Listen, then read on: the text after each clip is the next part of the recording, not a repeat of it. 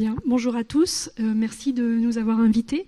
Je tiens d'abord à saluer donc Monsieur Joncheret qui est présent dans la salle, ainsi que Monsieur Gorny et Monsieur Le Rosic également, puisque cette aventure c'est quand même d'abord le résultat d'une mobilisation très forte de tout un tas d'un petit groupe de personnes qui croyaient fortement, et c'est bien la conjonction de ces volontés qui a permis d'en arriver là et de pouvoir commencer à en tirer les enseignements. Et il ne faut pas sous-estimer ça, parce que ce que vous a raconté Vincent Le Rosic, c'est que là, on a assisté à une révolution juridique.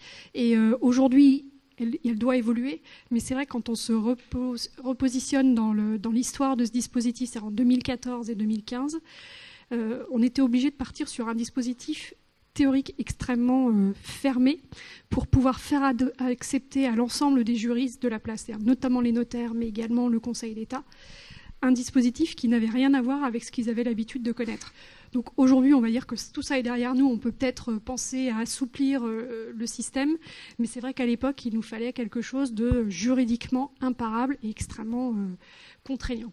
Donc vous nous parlez à la fois d'une révolution technique, mais aussi d'une révolution culturelle. Ah oui, oui, complètement, tout à fait. Alors, pourquoi à Lille, on en est venu là? C'est pas par hasard. C'est d'abord, ça fait 10 ans que Lille est mobilisée de façon très forte. La ville de Lille, aux côtés de la métropole européenne de Lille, qui a la compétence habitat. Mais la ville de Lille est mobilisée depuis 10 ans de façon très forte, avec des moyens importants pour à la fois développer la production de logements et veiller à ce qu'il y ait 45% de logements abordables. Pourquoi? Parce que, comme la plupart des autres grandes villes des grandes métropoles françaises, nous avons été confrontés, vous l'avez expliqué tout à l'heure, à une forte hausse des prix. Lille est finalement une petite commune, moins de 250 000 habitants dans une agglomération de plus d'1 200 000 habitants, ce qui fait qu'on a une hyper-concentration des phénomènes de centralité, avec une tension très très forte sur le marché locatif. Nous sommes à plus de 70% de logements locatifs sur le territoire lillois, et une fuite des familles. Alors, la plupart des communes centres le vivent. À Lille, c'est particulièrement vrai. Nous avons chaque jour 43 000 Lillois qui vont travailler à l'extérieur et près de 113 000 non-Lillois qui viennent travailler sur l'île. La grande majorité de ces salariés qui viennent sur l'île sont des familles, sont des propriétaires occupants. Donc on a vraiment une fuite des classes moyennes et des familles sur notre territoire. On est les champions de France du petit logement et des petits ménages, devant Paris. Alors, nous avons mis en place une politique d'ensemble. Depuis 2008, nous avons également travaillé sur la mobilisation de foncier, la mobilisation de financement. Nous avons inscrit des servitudes de mixité sociale au PLU qui oblige à la production de logements locatifs sociaux et à la production d'accession sociale à la propriété. C'est important parce que c'est le point de départ de tout ce qu'on a mis en place par la suite. C'est-à-dire qu'à Lille, on en a fait une obligation réglementaire de faire de l'accession sociale à la propriété, ce qui fait que ça s'est traduit par la mobilisation non seulement des bailleurs sociaux, mais également des promoteurs privés qui se sont mis à développer ce type de produit en bénéficiant. Sur notre territoire, nous avons la chance d'avoir un périmètre de TVA à taux réduit très important. On est à peu près à 40% de notre territoire qui est sous TVA à taux réduit. Et les acteurs locaux, depuis 2008, se sont habitués à travailler avec cette clientèle et à connaître ses besoins. Ça nous coûte très cher à nous, villes et à la MEL, entre les déficits fonciers que l'on prend en charge sur les emplacements réservés, EPF, ville, MEL, mais ça nous coûte également en subventions aux opérations de logement. Les clauses antispéculatives que nous avons mis en place, on en a mesuré les limites, et le souhait des élus, c'était à la fois de poursuivre l'acquisition sociale à la propriété, mais de trouver les conditions pour créer un vrai parc de logements abordables en cœur de ville, pour rendre la mixité sociale possible et pérenne sur notre territoire. Et tout ceci dans un souci d'économie de moyens. Je pense qu'on est tous confrontés aux mêmes difficultés. L'accession sociale, ça coûte aussi cher qu'un logement locatif social, sauf que ça ne sert qu'une fois. Donc on recherchait des modèles depuis de nombreuses années, on ne les trouvait pas. Donc ça a été possible, je ne reviendrai pas sur l'histoire, mais ça a été possible du fait de la mise en place de l'OFS. Ce qui nous a aussi aidé, c'est la présence d'un notaire sur le territoire lillois particulièrement imaginatif, qui a réussi à trouver une décision du Conseil d'État que je ne me risquerai pas de vous expliquer, assez incompréhensible pour des non-notaires. Et la présence, vous l'avez dit également tout à l'heure, d'Audrey Linkenheld, qui est députée du Nord, qui était co-rapporteur de la loi Allure, mais également conseillère municipale à l'habitat à la ville de Lille, et qui nous a permis de pouvoir avancer sur ce sujet. Alors, pour nous, l'accession sociale à la propriété à Lille, ce sont les plafonds PSLA, bien sûr, et ce sont des prix d'accession à la propriété inférieurs à 2 400 € TTC du mètre carré, voire 2 050 € TTC du mètre carré. Depuis 2008, les promoteurs sont habitués à cela. Ça veut dire que depuis 2008, les promoteurs et les bailleurs sociaux sont habitués à neutraliser la valeur foncière dans leurs négociations foncières sur l'ensemble du patrimoine, des opérations.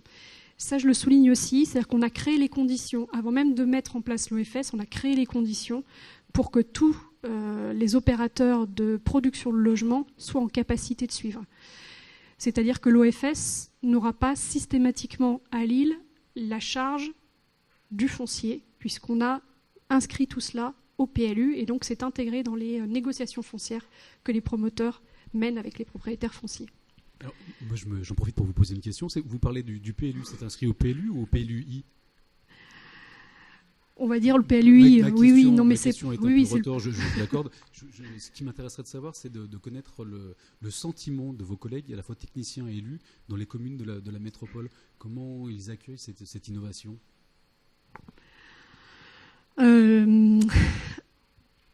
Nous avons sur la métropole lilloise, non, c'est pas une question piège, mais la métropole lilloise est une métropole de 90 communes avec une très très grande disparité. On a des communes rurales, on a des communes urbaines, on a beaucoup de communes urbaines. On a une ville-centre, mais nous avons aussi de très grosses villes également sur la métropole. Donc on a des habitudes assez différentes d'un territoire à l'autre.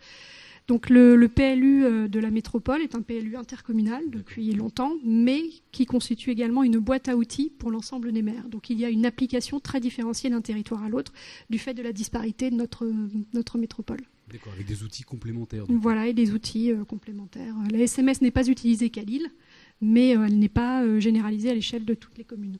D'accord, donc les territoires ne sont pas en compétition avec cet outil? Non.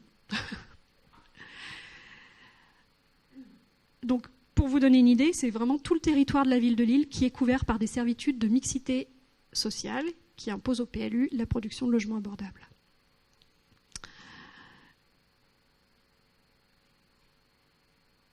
Alors, je vais passer, parce que tout ça, on en a parlé tout à l'heure, je vais peut-être juste vous expliquer un peu ce schéma, parce que je pense qu'au quotidien, qu'est-ce que ça veut dire la mise en œuvre d'un bail réel solidaire? C'est que l'organisme de foncier solidaire acquiert un terrain, un foncier, c'est-à-dire ça peut être un volume, ça peut être un terrain bien sûr, mais ça peut être un volume également dans un bâtiment. Il reste propriétaire et il détache un droit réel par bail. Ça ne veut pas dire qu'il ne transfère pas la propriété complète, il détache un droit réel. Auprès d'un promoteur qui va construire ou rénover l'immeuble en respectant l'ensemble des clauses qui figurent dans le bail, en termes de produits, de prix, de ressources, d'occupation, etc. Puis ensuite, vous voyez le document, d'ailleurs il est un petit peu ancien, c'est pas divise, mais le bail se réduit, c'est-à-dire qu'au fur et à mesure des ventes en VFA par le promoteur, le bail réel solidaire du promoteur se réduit, puisqu'au fur et à mesure qu'il transfère les logements vers des propriétaires autres, son bail initial se réduit. L'acquéreur achète en VFA son logement, il bénéficie d'un titre de propriété et d'un bail. Le jour où il revend, eh bien, il revend son logement et il demande d'abord l'accord à l'OFS, qui va vérifier que les conditions sont bien réunies, qui va agréer le nouvel acquéreur, et à partir de là, la vente peut se faire. Donc c'est un système assez simple, assez formalisé, donc ça nécessite quand même une actualité régulière de la part de l'OFS, mais c'est finalement assez simple. Et on s'est rendu compte, nous, et j'y reviendrai tout à l'heure, que c'était un système qui était parfaitement compris par les acquéreurs à la propriété. Quand on leur explique comment ça marche, ils le comprennent très vite. En moins de 5 minutes, ils ont compris. Là où, nous, on a eu des réunions à non plus finir avec des notaires et des promoteurs et des bailleurs. Ils y voient tout de suite leur intérêt. Mais les acquéreurs comprennent tout à fait comment ça marche, très vite. Finalement, le fait d'être propriétaire du terrain ou pas, ils s'en fichent complètement. Ce qui compte, c'est la propriété du logement, c'est l'usage plein et entier du logement. C'est vraiment le droit qui compte. Alors, juste pour vous montrer que à Lille, nous avons nous avons assez peu de population qui est éligible au logement libre. Le logement libre, il est autour de 4 000 € du mètre carré. Si on regarde les ménages locataires, aucun n'est capable d'acheter un logement sur le marché libre, d'où la nécessité de développer ce type de produit. Comment nous sommes-nous organisés ? L'OFS à Lille s'est constitué sous une forme associative. Pourquoi ? Parce qu'on n'a pas cherché à questionner les décisions qui avaient été prises sur l'organisme à but non lucratif. On peut être, Vincent Lerosic l'a dit tout à l'heure, un OFS c'est un organisme à but non lucratif, donc ça veut dire une fondation, une association, donc c'est assez restreint. Nous avons décidé de partir sous statut associatif. Nous avons à Lille la chance d'avoir une fondation territoriale, la Fondation de Lille. Nous avons pour objectif de faire muter notre organisme de foncier solidaire en statut de fondation sous égide, de façon à bénéficier de l'ensemble des dispositions fiscales d'une fondation, de bénéficier d'une gouvernance plus solide que celle d'une association. Une association, c'est très souple. Néanmoins, c'est quand même un fonctionnement assez risqué dans sa gouvernance. Ça peut devenir assez risqué dans sa gouvernance. Et c'est aussi l'une des raisons pour lesquelles, pour l'instant, nous n'avons pas fait entrer d'habitants. Parce que il faut être quand même un peu sérieux. On gère du foncier pérenne. Et il faut garantir un droit foncier perpétuel quasiment. Donc il faut vraiment être très prudent sur la mise en œuvre de la gouvernance de notre structure. Les élus envisagent de pouvoir réfléchir par la suite à une dimension démocratique de l'OFS dès lors que nous serons passés sous statut de fondation. Notre OFS sera une structure très légère. On a vraiment souhaité que ce soit uniquement un véhicule juridique de dissociation foncière, c'est-à-dire qu'il n'assume pas toutes les missions de gestion, il n'assume pas la commercialisation. L'OFS s'inscrit dans un partenariat local. L'ensemble du partenariat local contribue à fournir du foncier, contribue à faciliter les conditions de commercialisation, contribue à mobiliser d'autres partenaires, mais il sera constitué à terme d'une ou deux personnes. Pour l'instant, il fonctionne avec une personne à temps partiel qui a été mise à disposition par la ville de Lille. Et c'est vraiment une petite structure. On l'a voulu légère, peu coûteuse, mais pour éviter de recréer un deuxième organisme HLM. Mais on a déjà des opérateurs sur notre territoire, il s'agit de les faire vivre et pas de créer une structure supplémentaire. Voilà quels sont les partenaires aujourd'hui qui sont présents dans notre organisme de foncier solidaire. Bien sûr, la ville de Lille, qui est fondatrice avec la Fondation de Lille. Le président de notre organisme de foncier solidaire est d'ailleurs membre de la Fondation de Lille. La métropole européenne de Lille, la Fédération des promoteurs immobiliers, Action Logement et l'Union régionale pour l'habitat Hauts-de-France. Je vais vous parler des premières opérations que nous avons réalisées. Alors, nous avons évité de prendre des risques sur nos deux premières opérations. Nous avons travaillé avec des fonciers municipaux. Nous avons choisi des fonciers qui étaient situés dans des secteurs hautement valorisés. Il ne s'agissait pas de démarrer par des secteurs en rénovation urbaine parce qu'il fallait quand même expliquer à tout le monde, les acquéreurs, les banques, etc., de quoi il s'agissait. Donc il fallait un produit suffisamment attractif. On est en plein centre de Lille où les prix des appartements anciens sont supérieurs à 3 500 € du mètre carré, avec aujourd'hui seulement 13% de logements locatifs sociaux dans ce secteur-là. On est juste à côté de la future opération phare qui est Saint-Sauveur. On est à côté de la mairie. On est vraiment dans le quartier. On est quasiment dans le quartier latin de Lille. Et nous avons pris la décision de mobiliser 2 fonciers dans ce secteur-là, pouvant accueillir une trentaine de logements sous statut de bail réel solidaire. Ah, un petit problème d'affichage. Juste pour vous montrer. Ah, il faut revenir. Pardon. Donc on est bien dans le centre, vous voyez la gare. On vous croit sur parole. Juste à côté, on est dans le centre, juste à côté de la gare et des facs. On est à côté de Sciences Po, par exemple. Ah oui, alors là, je suis désolée si tout est dans... Bon, c'est pas grave. Je vais trouver d'autres visuels. Donc c'est un foncier où vont être réalisés 210 logements, 83 libres, 48 logements locatifs sociaux, 54 PLS-ULS, et nous allons réaliser 15 logements en BRS. Nous avions imaginé 25, cependant ça a été plus compliqué que prévu, puisque nous avons dû travailler en division en volume, ce que nous n'avions pas anticipé auparavant, et il a fallu reconstituer un volume a posteriori, je vous expliquerai pourquoi après.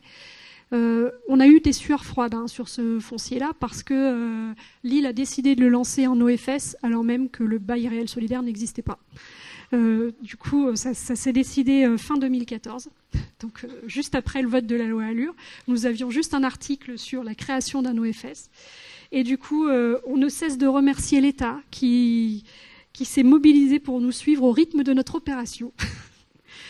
Puisque tous les textes sont sortis au fur et à mesure de l'avancement de cette opération. Le promoteur aussi a eu des sueurs froides parce qu'il a accepté de se lancer dans l'aventure alors même qu'il n'avait aucun document, aucun décret, qu'il n'avait pas de loi de finances établissant le régime fiscal de ce type d'opération. Donc il y avait quand même une prise de risque énorme.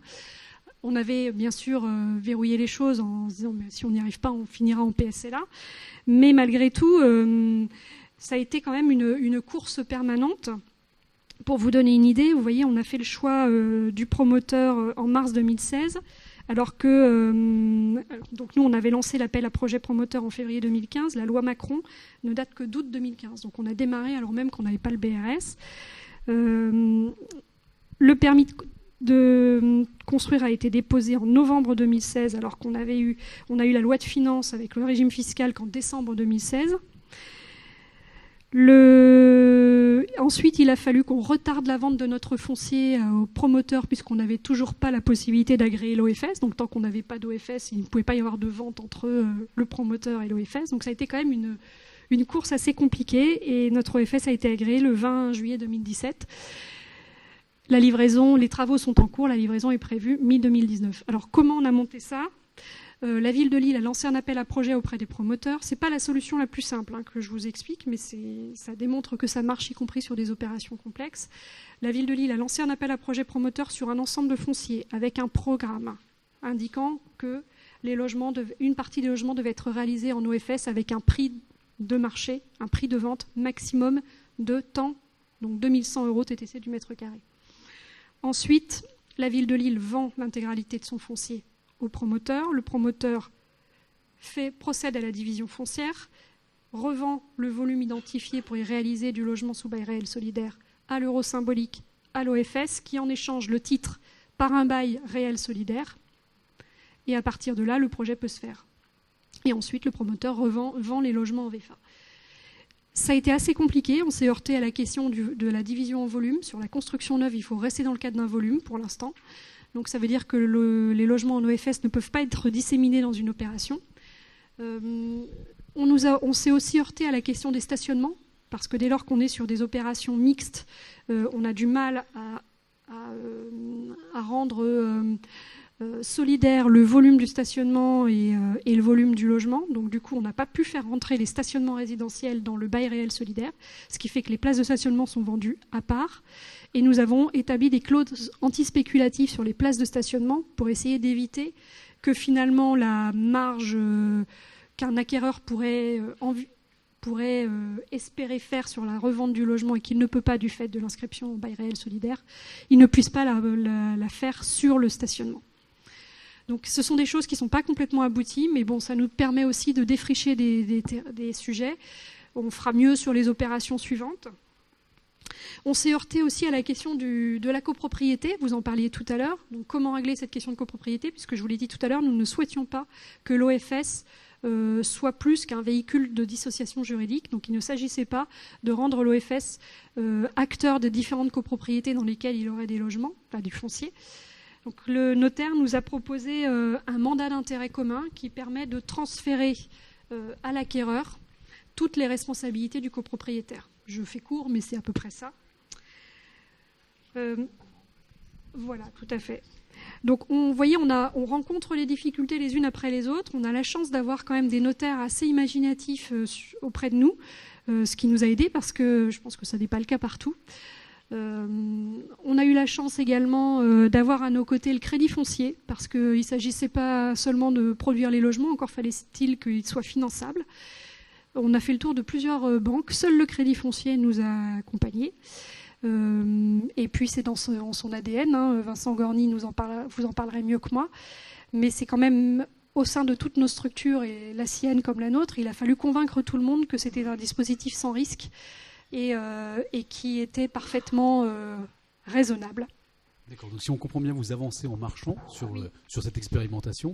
La prochaine étape, le prochain step, pour vous, il est où? Vous le placez à quel endroit? Alors la prochaine étape pour nous, c'est que nous avons une deuxième opération que nous allons lancer là, en commercialisation en septembre. Ensuite, l'étape suivante, c'est la généralisation. Nous avons déjà une grosse ZAC dans les tuyaux de 2400 logements. La commercialisation d'une première tranche de 420 logements là, est partie, avec 20% des logements sous bail réel solidaire dans cette ZAC. Donc c'est-à-dire qu'on va avoir un gros volume de production. Et nous souhaitons également par la suite étendre l'expérimentation OFS, enfin l'utilisation, on n'est plus dans le genre de l'expérimentation, l'utilisation de l'OFS sur le logement ancien, en requalification de quartier ancien dégradé, sur la vente HLM également. Ce sont nos pistes de développement. Et on s'interroge également sur la mobilisation de l'OFS en locatif social dans les opérations de requalification de notre centre-ville ancien, puisque nous avons, comme partout, je pense, des étages au-dessus de commerces vacants, une nécessité de capter ces logements vacants, une incapacité à mobiliser des bailleurs sociaux sur des toutes petites opérations complexes, mais on se dit que ça peut être un outil pour pouvoir développer de la mixité en cœur de ville. D'accord, donc une diversification et une généralisation du recours à cet outil. Si vous le permettez, on va passer la parole à Monsieur Masson, directeur d'habitation familiale.